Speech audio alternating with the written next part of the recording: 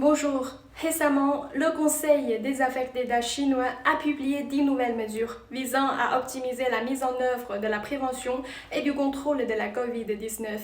Au cours des 3 dernières années, la Chine a coordonné la prévention et le contrôle de l'épidémie avec le développement économique et social. La résilience et l'attractivité de l'économie chinoise n'ont cessé de se montrer au monde. Et l'un des indicateurs importants pour observer la nouvelle tendance du développement économique de la Chine est celui des professions émergentes.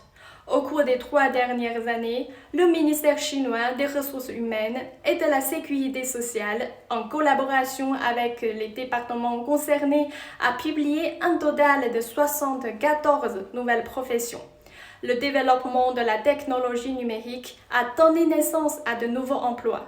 Par exemple, la généralisation des drones a entraîné d'énormes changements dans la production et le mode de vie.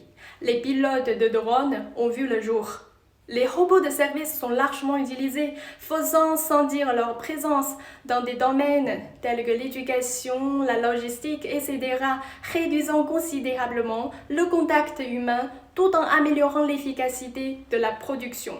Par conséquent, une nouvelle profession appelée technicien en gestion de robots de service est apparue.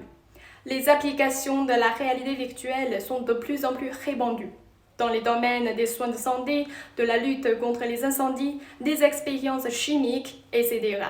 Par exemple, des concepteurs de réalité virtuelle ont créé des scènes de lutte contre les incendies afin que les pompiers puissent s'y immerger et s'entraîner comme dans des scénarios réels.